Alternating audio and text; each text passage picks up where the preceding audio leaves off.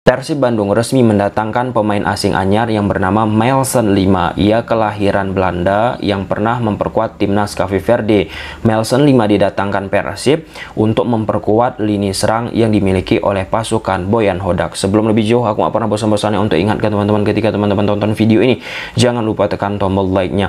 Jika kita saksikan penampilan yang sudah disajikan oleh Melson Lima sebelum bergabung di Persib Bandung, ya, Melson Lima merupakan pemain bertipikal needle player. Apa itu needle player? Simak video ini sampai habis. Sebelum masuk dan mengulas lebih dalam Melson Lima, ada satu hal yang ingin aku tanyakan kepada teman-teman yang nonton video ini. Ya, soal berapa waktu teman-teman berikan kepada pemain baru yang datang ke sebuah klub. Andai teman-teman menjadi seorang pelatih kepala. Kita sekarang bicara konteksnya Persib Bandung. Persib Bandung ada mendatangkan beberapa pemain. Kita sebut saja Matteo Kocijan, Tyron Delvino, dan lain sebagainya. Ketika Persib Bandung tidak perform di Piala Presiden, muncullah sebuah justifikasi terhadap pemain yang didatangkan oleh Boyan Hodak. Kita bilang saja misalnya Matteo Kocijan. Nah, di media sosial ketika Persib Bandung tidak perform, disebutlah Matteo Kocijan menjadi pemain yang tidak oke, pemain yang akan gagal di Persib Bandung, dan lain sebagainya, dengan segala retorika, dengan segala argumentasi, pun termasuk Tyron Delvino. Delvino ini pemain nggak jelas, passingnya bla bla bla, dengan segala argumentasi. Padahal ini preseason, padahal mereka baru beberapa kesempatan untuk bermain bersama Persib Bandung. Nah, jadi hal tersebutlah yang ingin aku tanyakan. Berapa lama waktu yang teman-teman berikan andai teman-teman menjadi pelatih ketika datang nih pemain baru, baik itu lokal ataupun asing? Ya, kalau kita bicara secara umum, bukan hanya Persib Bandung teman-teman, ya bicara di sepak bola Indonesia, maunya itu kan kayak sulap. Ketika datang pelatih baru ataupun ketika datang pemain langsung bisa menyetel, langsung bisa tune in. Nah, kita bicara secara umum, bukan bicara soal Persib Bandung ya teman-teman. Itu perlu digaris bawahi. Nah, padahal kalau kita bicara soal adaptasi pemain, ini sudah berkali-kali kita ulas, termasuk pelatih Persib Bandung juga, Boyan Hodak, membahas soal adaptasi pemain. Nah, diambil contoh, ini sudah 4 kali kita bahas teman-teman, Luka Modric saat direkrut oleh Real Madrid. Selama 6 bulan, ia tidak perform. Butuh akhirnya dia adaptasi 6 bulan, akhirnya bisa mendapatkan sentuhan yang prima. Nah, bisa kebayang nggak Luka Modric itu main di sepak bola Indonesia? Yang nggak boleh, nggak menampilkan langsung permainan oke sejak menginjak kaki di kompetisi sepak bola Indonesia. Bakalan habis tuh karir dari Luka Modric. Banyak contoh-contoh yang disampaikan oleh Boyan Hodak juga. Nah, hal tersebut sebenarnya harus kita paham ya teman-teman. Nah, termasuk Persib juga.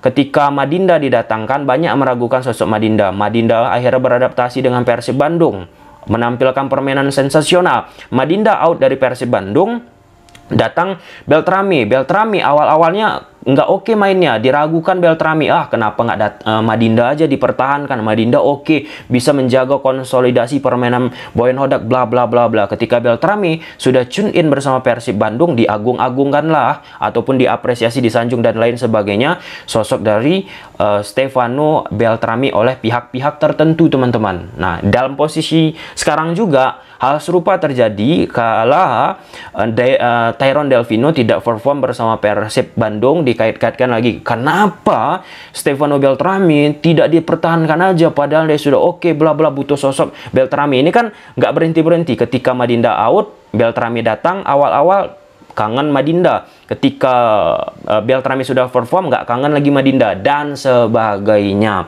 Ya, kita bicara konteks adaptasi teman-teman.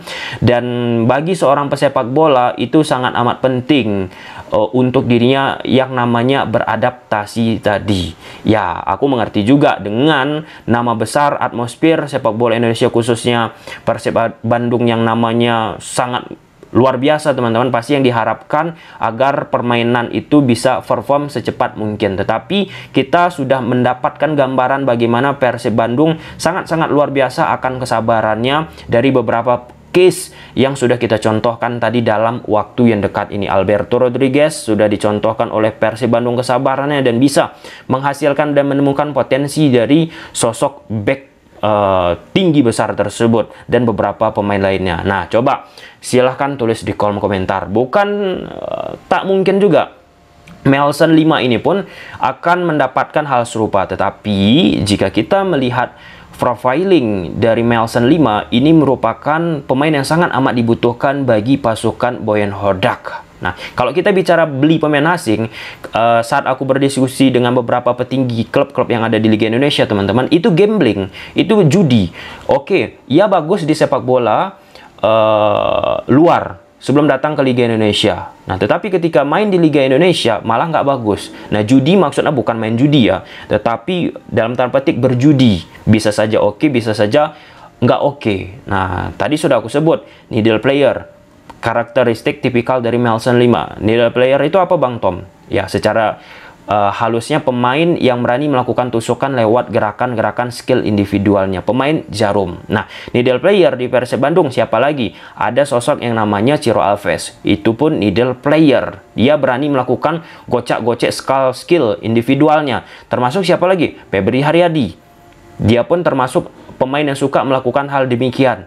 Nah, lalu siapa lagi? Rian Kurnia. Rian Kurnia masih tanggung ya teman-teman dalam sisi mengambil keputusan untuk melakukan tusukan. Nah, jadi aspek pemain yang bertipikal needle player seperti Melson 5, Ciro, dan Febri Haryadi dengan permainan counter attack dengan taktikal yang sudah sering kita ulas bagaimana prinsipal yang dimiliki oleh Boyan Hodak akan sangat membantu dengan kedatangan Melson 5. Melson 5 ini kalau kita lihat track recordnya, ia bermain sebagai pemain sayap, winger, kentaranya di transfer market teman-teman, dan posisinya pun juga bisa bermain di center forward. Ini tentu amat sesuai dengan karakteristik permainan dari Boyan Hodak. Betapa sangat bergantungnya Persib Bandung bersama Ciro Alves dari sektor sebelah kiri, pun termasuk Febri Haryadi dari sektor kanan, kedua plank, kedua sayap teman-teman. Nah, dengan kedatangan termasuk Melson 5, tentu itu akan memperkuat harapan permainan yang dimiliki oleh pasukan Boyan Hodak.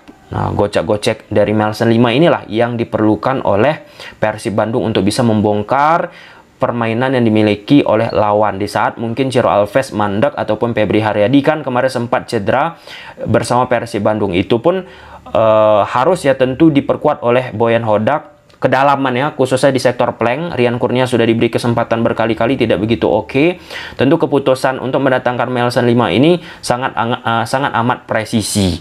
Lalu kalau kita bicara pembahasan soal Melson 5 ini, Melson 5 teman-teman pernah menjadi pemain termahal secara harga pasaran secara harga pasar di Armenia Premier League teman-teman. Dia berada di urutan pertama bahkan. Melson 5 di urutan pertama, kemudian nomor 2 ada Romercio, kemudian nomor 3 ada Ivu, nomor 4 Julio Muda, nomor 5 ada Sergei, nomor 6 ada Jonil, kemudian nomor selanjutnya ada Ibrahim, lalu ada Alik, lalu ada Dimitri. Nah, jadi secara potensi, secara grafik pada masa keemasannya Melson 5 ini teman-teman, ia pernah berada di posisi yang sangat bergengsi di Armenia Premier League, meskipun perlu menjadi catatan bahwa Melson 5 beberapa bulan terakhir tidak merasakan bagaimana atmosfer, bagaimana menit bermain di atas lapangan ya, dengan apa yang sudah dilakukan dan dipahami oleh Boyan Hodak. Beberapa pemain yang didatangkan oleh Boyan Hodak juga beberapa ya teman-teman sebelum memperkuat Persib Bandung, ia nggak mendapatkan menit bermain, tetapi Boyan Hodak bisa menyulap ataupun menyetel pemain tersebut untuk bisa tune in. Jadi secara pengalaman harusnya Boyan Hodak bisa melakukan hal serupa dengan posisinya dari Melson 5. Oke, ya mungkin ini ya keputusan ataupun pembelian yang aku rasa sangat-sangat terukur untuk melihat bagaimana kemampuan dan tergantungnya Persib Bandung bersama pasukan Boyan Hodak untuk melakukan attacking lewat pemain-pemain yang bertipikal needle player seperti tadi yang sudah kita sebut. Dan kabarnya Persib Bandung juga, ya kita belum tahu teman-teman, di media sosial ramai banget rumor Persib akan mendatangkan salah satu pemain berlabel timnas. Nah, itu pun termasuk middle player, pemain yang suka melakukan tusukan. Nah, di Persib sekarang ketika Ciro Alves, David da Silva, Febri Haryadi tidak main, itu skema yang dimiliki oleh Boyan Hodak berubah total, nggak seimbang permainan yang diberikan, yang ditunjukkan oleh pemain Persib di atas lapangan. Ya, mungkin sampai itu aja teman-teman videonya. Selamat datang Mailson 5. Aku berharap pemain ini sukses teman-teman dan bisa memberikan warna baru terhadap permainan dari Persib Bandung. Coba silahkan tulis di kolom komentar. Bye.